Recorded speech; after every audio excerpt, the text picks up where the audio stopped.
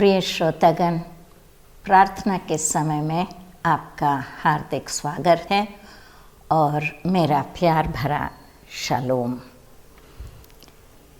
पिछले एपिसोड में हमने उड़ाऊ पुत्र की कहानी के विषय में देखा था और हमने अपने अनुभव, पिता नाम जब हम सुनते हैं तो हमारे मन में कैसे विचार उठते हैं, वो हमने अलग अलग अपने अनुभव के बारे में सोचा था। जैसे कई एक पिता अपने बच्चों पर बहुत प्यार लुटाते हैं, कई एक होते हैं जो परवाह नहीं करते, कई एक उनकी देखभाल के लिए बहुत मेहनत करते हैं और कई एक जो हैं उन्हें दुख भी पहुंचाते हैं। तो इस प्रकार से हमने अलग अलग तरीके के अनुभव के विषय में चर्चा की थी और आज हम उसी कहानी को जारी रखते हुए आगे बढ़ेंगे। आप हर मंगलवार को ये प्रोग्राम देखना ना भूलिए, क्योंकि ये अलग अलग अंश हम नहीं कर रहे हैं, हम एक सीरीज़ कर रहे हैं, लगातार जुड़े हुए प्रोग्राम्स हैं, ये एपिसोड्स हैं। तो एक एपिसोड से दूसरे एपिसोड में हम जब जाते हैं तो वो पिछले एपिसोड से जुड़ा हुआ होता है, तो इसलिए हर एपिसोड को देखना ना भूलें।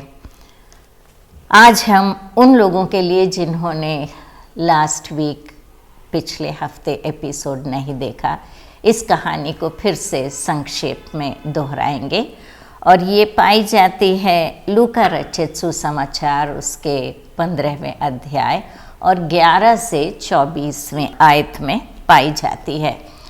और ये कहानी उड़ाऊ पुत्र की है। संडे स्कूल से हमने इस कहानी को सुना है, लेकिन जिसको इस कहानी के विषय में नहीं मालूम है वो ऐसी है कहानी कि एक मनुष्य था, उसके 2 पुत्र थे और छोटे वाले ने आके अपने पिता से कहा, पिताजी मुझे मेरा हिस्सा दे दीजिए, क्योंकि मेरी संपत्ति मैं लेकर बाहर कहीं जाना चाहता हूँ। पिता ने उससे कोई प्रश्न नहीं पूछा, कोई आपत्ति नहीं की, उससे ये भी नहीं कहा कि बेटा मेरे मरने के बाद बंटवारा होता है।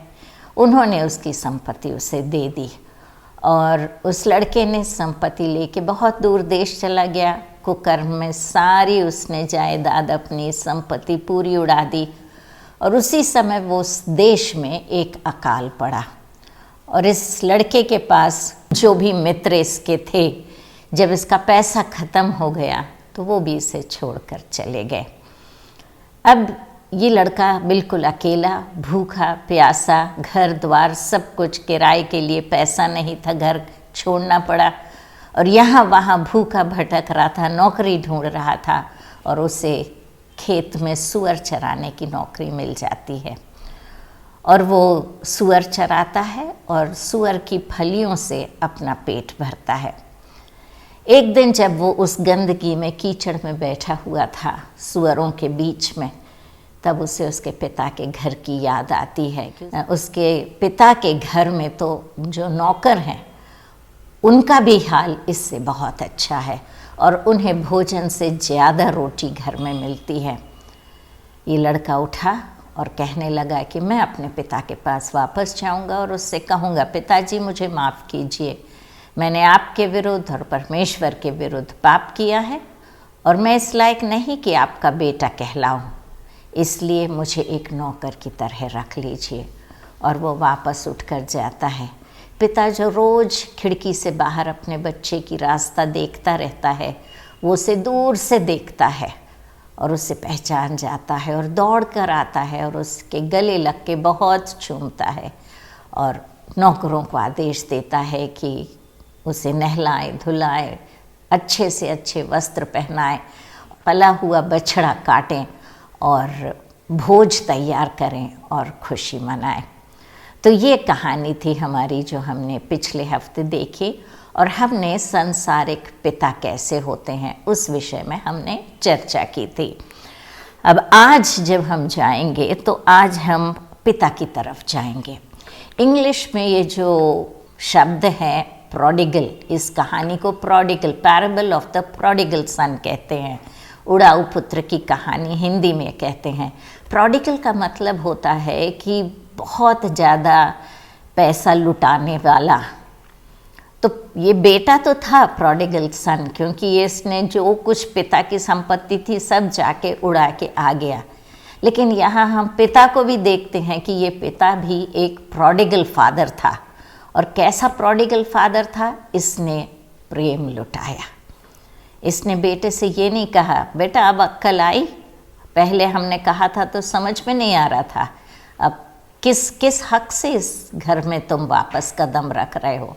उसने उससे कुछ प्रश्न नहीं किए, बस गले लगा के उस गंदेपन से आए हुए लड़के को खूब चूमा और उसे अपने घर में वापस लिया। हम देखेंगे कि उसने जब उसे वापस लिया तो उसने उसके साथ क्या क्या किया। जब वो घर आता है तब पिता कहता है, अपने दासों से पिता ने कहा, झट अच्छे से अच्छा वस्त्र निकाल कर उसे पहनाओ और उसके हाथ में अंगूठी और पाँव में जूती पहनाओ। गंदे फटे कपड़े पहना हुआ था और इस पिता का जो स्तर था, जो स्टेटस था, उसमें गंदे फटे कपड़े बच्चे घर के नहीं पहनते थे, साफ सुथरे अच्छे वस्त्र पहनते थे। और पिता ने उसको ये एहसास नहीं होने दिया कि वो अब उसे वापस बेटे के तौर पे नहीं ग्रहण करेगा, लेकिन वो उसको फिर से जैसे वस्त्र वो जाने के पहले घर में पहनता था उन वस्त्रों को वापस पहनाने के लिए उनसे कहा। दूसरी चीज़ उन्होंने कहा, उसे अंगूठी पहनाओ। ये अंगूठी जो है ये एक अधिकार का और घर के एक सदस्य होने की निशानी थी। तो उस पिता ने बेटे को वापस अंगूठी पहनाने के लिए कहा कि मैं इसे वापस अपने बेटे का अधिकार दे रहा हूँ। तीसरी बात उसने कहा कि उसे जूतियाँ पहनाओ। उस समय में जो बंधुए रहते थे और जो नौकर रहते थे वो जूती या चप्पल नहीं पहनते थे, नंगे पाँव रहते थे। और ये लड़का भी जब आया था नंगे पाँव आया था, क्योंकि ये नौकर का काम कर रहा था, सुअरों को चरा रहा था। और पिता ने कहा इसे वापस जूती पहनाओ, क्योंकि बेटा जूती पहनता है। तो इसे वापस जूती पहनाया गया। फिर पला हुआ बछड़ा जब काटा जाता था, जब कोई मेहमान जो बहुत ही ज़्यादा इम्पोर्टेंट या महत्व रखता था, जब वैसे मेहमान घर को आते थे तब पला हुआ बछड़ा काटा जाता था। लेकिन कई एक जो जानवर थे उन्हें पाला जाता था सिर्फ इसके लिए कि जब कोई खास मेहमान आए तो उनके लिए वो काटा जाए। तो आज यहाँ पर हम देखते हैं घर में आनंद मना रहे हैं और भोज की तैयारी हो रही है। तो पिता ने इसके बदले कि उसे डांटे, धमकाए, ताड़ना दे, उसको अकल देने की कोशिश करे, उसने सब कुछ ऐसा किया कि उस बच्चे को उसके दिल में जो कुछ डर था, खौफ था कि मैं वापस घर जाऊंगा तो मेरा पिता मेरे साथ क्या करेगा, वो सब भाग गया। और उसके दिल में उसने देखा कि उसका पिता उससे कितना प्यार करता है। हाँ प्रिय मित्रों, हम अपने इस स्वर्गीय पिता के प्यार से आज अपने आप को वाकिफ़ करेंगे। ये बहुत प्रेमी पिता है। ये परमेश्वर जो है ये हमसे बहुत प्यार करता है। हम यदि देखते हैं कि हमारा स्वर्गीय पिता जिसने हमें जीवन दिया है, हमें मालूम है कि ऊपर वाले ने हमें जीवन दिया है और इस जीवन को उसने हमें दिया और हमें उसके साथ साथ उसने स्वेच्छा भी दी है। उसने हमारी मर्ज़ी पर अपना काबू नहीं रखा है। उसने हमें जीवन दिया और कहा जाओ बेटा अपना जीवन जी लो। वो हस्तक्षेप नहीं करता, इंटरफेयर नहीं करता कि तुम ऐसा करो या वैसा करो, तुम ऐसी चाल चलो, वैसी चाल चलो, ये आशीष मैंने दी है, इसे इस प्रकार से इस्तेमाल करो। कुछ नहीं, कोई प्रश्न नहीं पूछता, वो हमें अपनी मर्जी से जीने देता है। इसके बाद हम देखते हैं कि पूरी छूट हमको उससे मिलती है। हम उस छूट को लिए हुए और इस जीवन को लिए हुए, इसे अपनी अमानत समझते हुए परमेश्वर से बहुत दूर निकल जाते हैं। अपनी मनमानी ज़िंदगी जीते हैं, जो हमें करना रहता हम करते रहते हैं। हमें अच्छे बुरे का भी ज्ञान होते हुए भी हम हमेशा अच्छाई नहीं चुनते। अच्छाई भी करते हैं, बुराई भी करते हैं, कभी कभी ज़्यादा बुराई भी करते हैं, और हम इस प्रकार परमेश्वर से बहुत दूर हो जाते हैं। यदि हम अपने आप से ये प्रश्न करें कि इस छोटे बेटे ने संपत्ति मांगा था, तो इस संपत्ति में इसका कितना हिस्सा जो भी इसने लिया, उसमें से कितना इसने कमाया था या कितनी मेहनत उसने की थी। हम यदि अपने आप से भी ये प्रश्न पूछें तो ये तो संपत्ति पूरी की पूरी पिता की थी, पिता के मेहनत की कमाई थी। इसमें उसका कोई भी मेहनत या उसका हिस्सा कुछ नहीं था, लेकिन ये पिता की कृपा थी, ये पिता का प्यार था जो वो अपनी कमाई में से बेटे को दे रहा है। हाँ मित्रों, ये जो जीवन हमने पाया है, ये परमेश्वर की ओर से हमें मिला हुआ वरदान है, और ये हमारे माता पिता के द्वारा हम परमेश्वर से पाते हैं। ये तो एक प्रेम की निशानी है, और इस प्रेम की निशानी को हम अपना समझ बैठते हैं। और यदि हम देखें तो परमेश्वर जिसने हमें ये ज़िंदगी दी है, और हमारे माता पिता जिनके द्वारा हमने इस ज़िंदगी को हासिल किया है, इन दो जनों का रिश्ता जो हमारा होता है, ये बहुत बहुमूल्य रिश्ता होता है, लेकिन हम इसे सबसे कम अहमियत देते हैं। ज़्यादा करके लोग बाकी संसारिक रिश्तों को, चीज़ों को अमानत अपनी समझते हैं, जिसको घर द्वार, नौकरी, बाल बच्चे, पत्नी, दोस्त, इन सब चीज़ों को ज़्यादा अहमियत देते हैं, लेकिन परमेश्वर को ज़्यादा अहमियत नहीं देते, और माँ बाप को तो बहुत कम अहमियत मिलती है। और अक्सर हम माँ बाप की तो परवाह भी नहीं करते, प्यार देना तो दूर की बात। कितने माँ बाप हैं जो वृद्धाश्रम में पड़े हुए हैं, कितने माँ बाप हैं जिनको बच्चों ने घर से ढकेल के बाहर निकाल दिया है, कितने व्हाट्सएप में क्लिपिंग्स आते हैं कि बूढ़ी माँ को बेटा और बहू मिलके मार रहे हैं। इस प्रकार हम देखते हैं ये माता पिता जो जीवन दान देते हैं, हमें उनकी अहमियत नहीं है। हम उन्हें समय नहीं देते, उन्हें कोई महत्व नहीं देते। इसी प्रकार से परमेश्वर को भी हम ज़्यादा महत्व नहीं देते। थोड़ा बहुत जब ज़रूरत होती है तो परमेश्वर के पास जाते हैं, प्रार्थना करते हैं, जो चाहिए उसे मांगते हैं, और जब वो मिल जाता है तो कभी कभी उसके लिए हम धन्यवाद देना भी भूल जाते हैं, और हम अपनी मनमानी करते हैं। अभी जब ये कोरोना वायरस का समय आया, तब हमें अपने प्राण की, अपने जीवन की कुछ अहमियत समझ में आई होगी, क्योंकि आज हम देखते हैं कि हम इस वायरस से बचने के लिए, अपने प्राण को बचाने के लिए अपने अपने घरों में बंद हैं। हम देखते हैं कि हॉस्पिटल में जो हम इससे पीड़ित हैं, हॉस्पिटल में लाखों रुपया दे के और अपने प्राण को बचाने की कोशिश कर रहे हैं, लेकिन यहाँ हम देखते हैं कि डॉक्टर भी कई एक बार कह देते हैं कि भाई हमसे जो कुछ करते बना हमने कर दिया, अब इसके आगे हम कुछ नहीं कर सकते।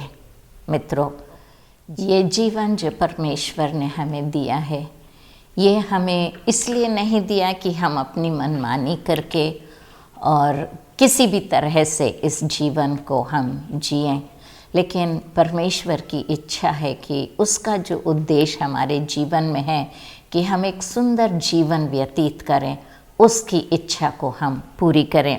हम देखते हैं कि पिता जो है रोज़ खिड़की के पास बैठा हुआ अपने बेटे की राह देखता था, और जब उसका बेटा लौट कर आया तो उसने उसे पहचान लिया, और जब बच्चा दूर ही था वो दौड़ कर जाता है और उसे गले लगाता है और बहुत चूमता है और बहुत खुश होता है। आज मैं उन खोए हुए बच्चों से बातें करना चाहती हूँ।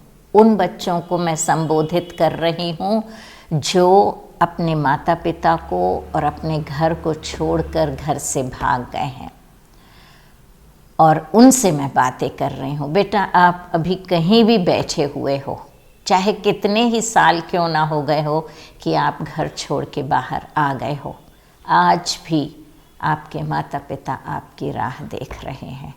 आज भी वो आपको याद करते हैं। आप फ़ोन उठाइए, उनसे बातें कीजिए, एक पत्र उनको लिखिए, उनको बताइए आप कहाँ हैं, और उनका दिल खुशी से भर जाएगा। और आज मैं उन माता पिता से भी बातें करना चाहती हूँ जिनके बच्चे खो गए हैं। हम में से कई एक हैं जिनके बच्चे यहाँ वहाँ भाग गए हैं, कई एक हैं जो हम कहीं गए थे कोई मेले में या कहीं वहाँ खो गए हैं। कितने बच्चों को कोई उठा के ले जाता है, किडनैप करता है, और वो बच्चों का पता नहीं रहता। हो सकता है हमारे बच्चों को हमने उनकी मृत्यु हो गई है और हमने उन्हें खो दिया है। ऐसे माहौल की बात मैं कर रही हूँ जहाँ हम अपने बच्चों को मिस कर रहे हैं, हमें उनकी याद आ रही है और हमारा दिल दुखी है।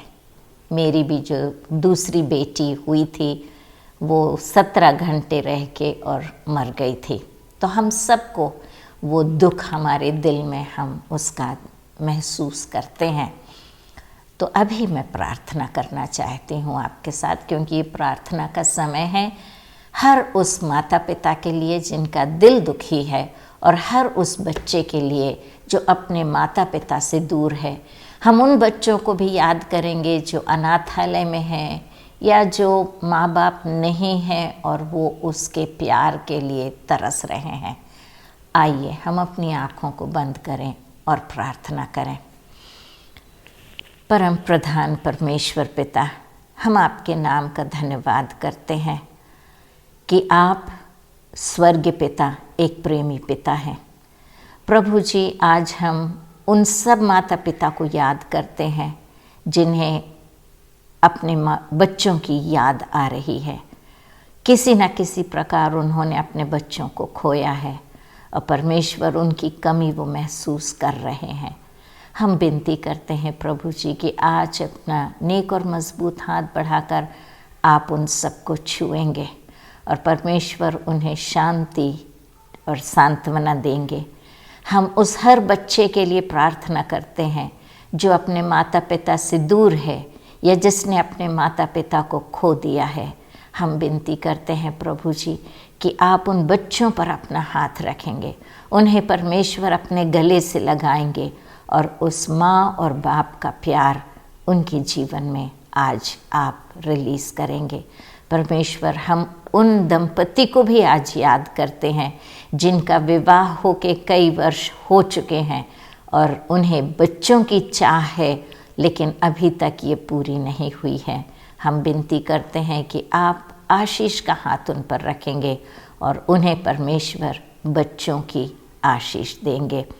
आप हर कार्य हमारे लिए करने के लिए तैयार हैं और हर आशीष से हमें मामूर करने के लिए तैयार हैं।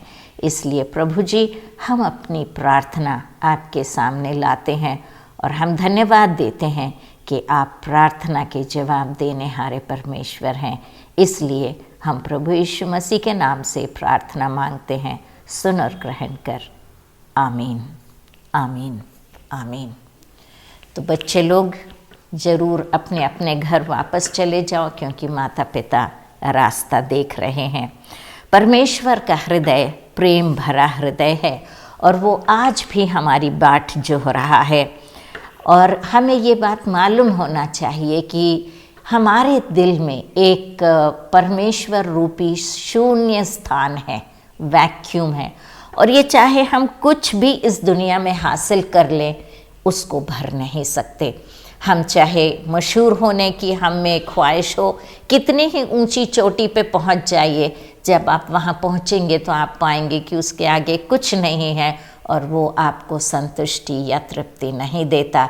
कितने हम देखते हैं बड़े बड़े मशहूर लोग जो आत्महत्या कर लेते हैं, जो नशे में धुत हो जाते हैं, ड्रग्स लेने लगते हैं, क्योंकि उन्हें जो मशहूर होने की ख्वाहिश थी उसे पूरा करने के बाद भी तृप्ति नहीं मिलती। कितने अमीर लोग हैं जो अब कमाई के लिए क्या क्या उन्होंने नहीं किया, लेकिन जब वो उस चोटी पे, अमीरी की चोटी पे पहुंच गए और बहुत अमीर हो गए, वहाँ जाके उन्होंने पाया कि पैसा हर एक ख्वाहिश को पूरा नहीं कर सकता और शांति और चैन नहीं दे सकता। आप कितने ही अमीर हों, कितने ही मशहूर हों, आपके पास जो भी आपकी इच्छा हो, सब कुछ पाने के बाद भी आप उस खुशी को नहीं पा सकते जो सिर्फ परमेश्वर को पाने से हमें मिलती है। मैं कोई धर्म की बात नहीं कर रही हूँ। मैं ये नहीं कह रही कि आप मसीही बन जाओ तो आपको चैन और शांति मिलेगी। ये कोई धर्म की बात नहीं है, ये एक रिश्ते की बात मैं कर रही हूँ।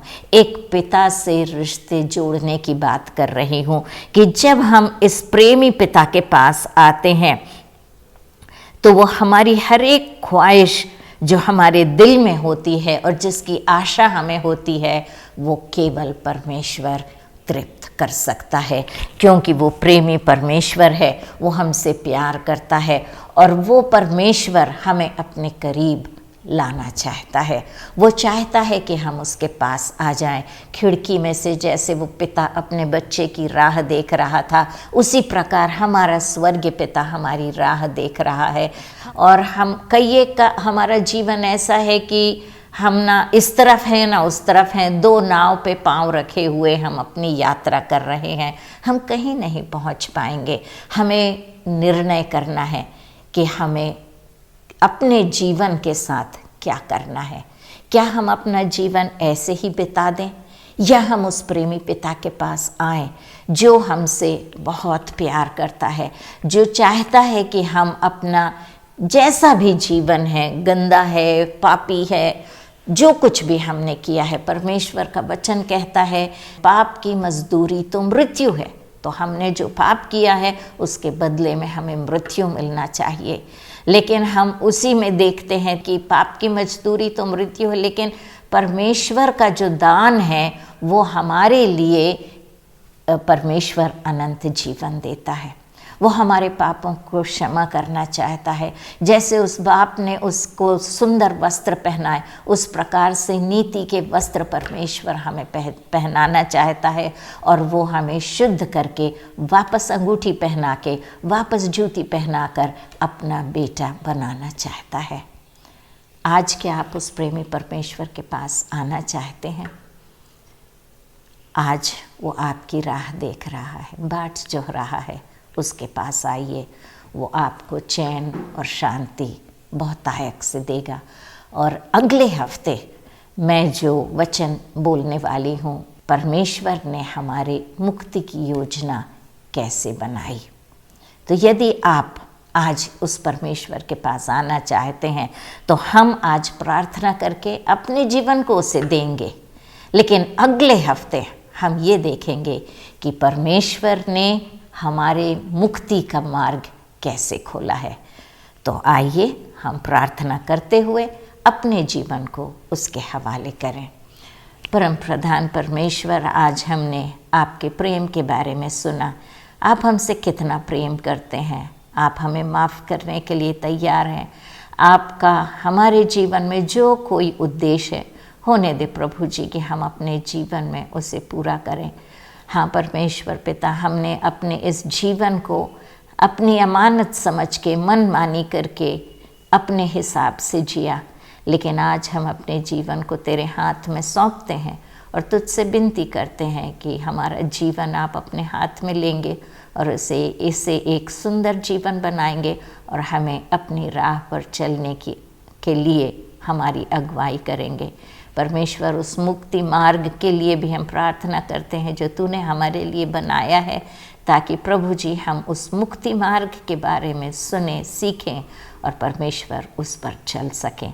हर एक परिवार पे बड़ी से बड़ी आशीष का हाथ रख। हर समस्या से परमेश्वर उन्हें छुड़ौती दे। परमेश्वर अपनी आशीष से हर एक को परिपूर्ण कर। शैतान की हर शक्ति को प्रभु यीशु मसीह के नाम से डांटते, बांधते, आज्ञा देते हर परिवार को, हर व्यक्ति को छोड़कर निकल जाए और तेरी आत्मा का कार्य हम सबके जीवन में होने पाए। आशीषों के लिए फिर से एक बार हृदय से धन्यवाद देते हुए प्रभु यीशु मसीह के नाम से प्रार्थना मांगते हैं। सुन और ग्रहण कर। आमीन, आमीन, आमीन। आप सबको जय मसीह की।